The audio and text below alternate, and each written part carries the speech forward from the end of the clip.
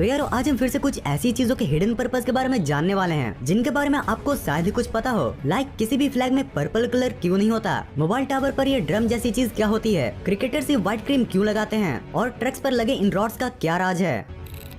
भाई जब भी हम अपने देश के नेशनल फ्लैग को देखते हैं तो हमारे अंदर अपने कंट्री के लिए अलग ही रिस्पेक्ट जग उठता है और हम अपने कंट्री पर प्राउड फील करने लगते हैं। यार हर कंट्री अपने फ्लैग के कलर्स के जरिए अपने कंट्री के क्वालिटीज एंड कुछ अच्छे वैल्यूज को रिप्रेजेंट करती है। मगर क्या आपको पता है कि आपको किसी भी कंट्री के फ्लैग में पर्पल कलर बिल्कुल भी देखने को नहीं मिलेगा। आगे की वीडियो में मैं इसका भी पर्पस आपको बता दूंगा, बट चलो उससे पहले जल्दी कुछ कंट्रीज के फ्लैग के कलर्स के बारे में हम कुछ जान लेते हैं। अपने कंट्री के फ्लैग से स्टार्ट करते हुए आपको बताएं तो हमारा नेशनल फ्लैग का saffron colour strength and courage को रिप्रेजेंट करता है, वहीं व्हाइट कलर पीस और ट्रूथ को, और वहीं पर ग्रीन कलर देश की फर्टिलिटी एंड ग्रीनरी को रिप्रेजेंट करता है। ऐसे अगर फ्रांस के फ्लैग को देखें तो उसका ब्लू कलर फ्रीडम को रिप्रेजेंट करता है, व्हाइट इक्वलिटी को और रेड ब्रदरहुड को। तो देखा ना आपने, हर कंट्री के फ्लैग के अलग अलग कलर का अलग अलग वैल्यू है। पर यार किसी भी कंट्री के फ्लैग में बेचारे पर्पल को तो इंक्लूड ही नहीं किया गया है। चले भी इसके पीछे छिपे इंटरेस्टिंग रीजन को भी जान लेते हैं। कुछ साल पहले तक पर्पल को बनाने का जरिया सिर्फ एकमात्र टाइनी सी स्नेल ही था, जो सिर्फ लेबनान नामक जगह में ही पाया जाता था। पहले सिर्फ 1 ग्राम पर्पल को बनाने के लिए 1000 स्नेल्स की जरूरत पड़ती थी, जिसे उस समय कोई भी कंट्री अफोर्ड ही नहीं कर पाती थी। और यारो इसी वजह से आज किसी भी कंट्री के फ्लैग में पर्पल कलर है ही नहीं। देखा यारो, हद से ज्यादा महंगा होना भी कभी कभी भारी पड़ जाता है।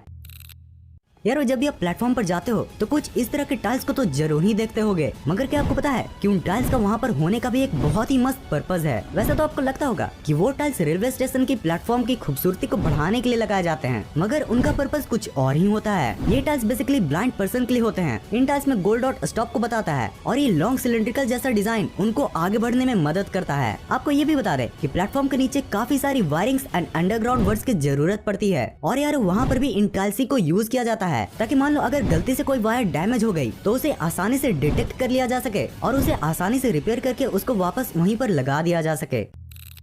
गाइस फोन पर बातें करना हम सभी लोगों को बहुत ही पसंद होता है। यार थोड़ा सा भी समय मिलने पर हम कहीं पर भी फोन उठाकर बातें करने लग जाते हैं, और गाइस हमारी बातें तभी पूरी हो पाती हैं जब हमारे फोन में नेटवर्क होता है। आप हर मोहल्ले में कम से कम एक मोबाइल टावर को तो जरूर ही देखते होंगे, और इसके साथ ही आपने कभी न कभी एक गोल सी लटकती हुई चीज टावर में तो जरूर ही देखी होगी। यार वो सिर्फ टावर को अट्रैक्टिव बनाने के लिए नहीं होता है, बल्कि वो उन रेडियो वेव्स को भी कैप्चर करता है जो कि हमारे आवाज का ही कन्वर्टेड फॉर्म होता है। और यार कैप्चर करने के साथ ही ये उन रेडियो वेव्स को ट्रांसमिट भी करता है, जिससे आप अपने आवाज को दुनिया के किसी भी कोने में पहुंचा पाते हो।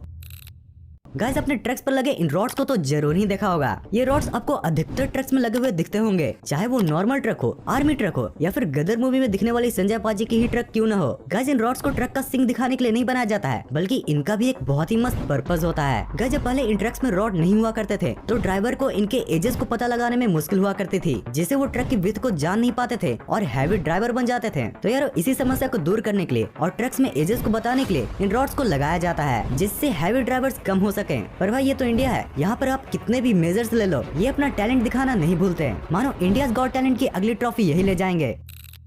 गाइस क्रिकेट के दीवाने हम सभी बचपन से ही होते हैं। हम इंडिया वालों को तो क्रिकेट का कुछ ज्यादा ही क्रेज होता है। इंडिया की हर गली में क्रिकेट की धूम छाई होती है। आईपीएल या वर्ल्ड कप के टाइम पे तो छोटी छोटी गलियों में एक टीवी के सामने न जाने कितने मैच के दीवाने अपने हीरो को देखने के लिए बेताब होते हैं। गाइस आपने भी कभी न कभी क्रिकेट को तो जरूर ही देखा होगा, या फिर शायद हर बार ही देखते हो, और अगर देखते हो तो उसमें क्रिकेटर्स को अपने व्हाइट कलर के क्रीम को लगाते हुए भी जरूर ही देखा होगा। पता है ये हीरो सिर्फ हैंडसम दिखने के लिए इन क्रीम को नहीं लगाते हैं, बल्कि फैशन के अलावा इस क्रीम का भी एक बहुत ही बड़ा पर्पस होता है। एक्चुअली में ये सनस्क्रीन की ही तरह होता है, पर इसमें जिंक ऑक्साइड का एक खास मिक्सचर होता है, जिससे वो धूप से बचकर और जादू की ही तरह धूप का मजा ले लेकर चौके और छक्के मार पाते हैं।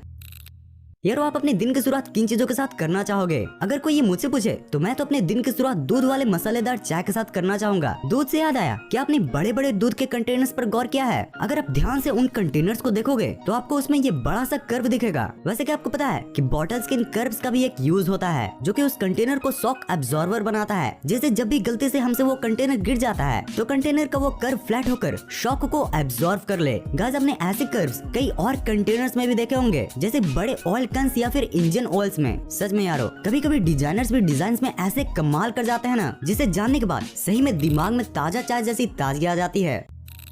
गाइस हम लोगों को इंग्लिश सीखने की शुरुआत ABCD लिखने और याद करने से होती है। और सच बोलते तो मुझसे ऐसी कई गलतियां हो जाती थी जिसमें छोटी छोटी गलतियों के कारण मुझे बहुत मार पड़ती थी। जैसे स्मॉल लेटर्स के B और D में मैं हमेशा उल्टा लिख दिया करता था और कसम से यार बहुत जोर की पड़ती थी। ऐसे ही स्मॉल लेटर्स के I और J लिखने में मैं हमेशा ऊपर के डॉट्स को छोड़ दिया करता था और उम्मीद है कि आप लोग से भी ये हुआ करता होगा। मगर यारो क्या आप लोगों को पता है कि I और J के ऊपर के डॉट्स के होने का भी उनका एक पर्पस होता है। इनके होने का पर्पस बेसिकली लेटर्स को डिफरेंशिएट करना होता है। जैसे अगर हम बिना डॉट के I को लिखें तो वो दिखने में L जैसा लग सकता है जिसे कई ब्रिलियंट लोग भी डिफरेंशिएट नहीं कर पाते हैं। आपको मैं ये भी बता दूं कि इन छोटे से डॉट को टिटल कहा जाता है जो कि टाइनी और लिटिल दोनों वर्ड्स के कॉम्बिनेशन से बना है।